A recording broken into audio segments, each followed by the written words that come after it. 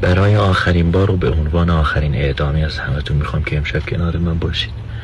نفری 100,000 تومن، نفری 70,000 تومن، نفری 200,000 تومن، هر چقدر که در توانتونه بزنید. هر کاری کردم نتونستم برگردم برم خونه و دور زدم. الان صاحبم دوباره برمیگردم میرم کمک این دختر هیچ کسی رو نداره.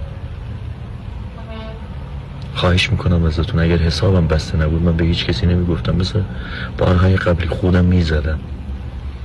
ولی الان مشکل داریم، 850 میلیون تومن داریم.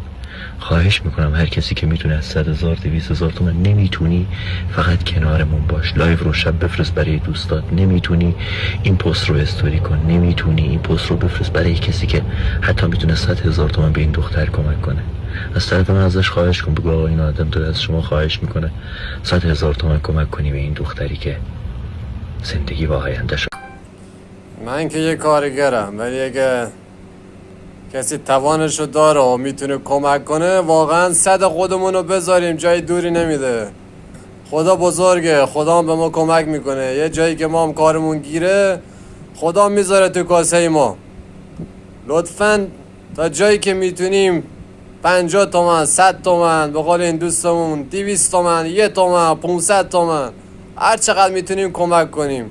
یه خواهش یه مرد غریبه است، خواهش منه، خواهش یه دله، یه اعدامی که الان پشت چوبهای داره و منتظر من و شماه.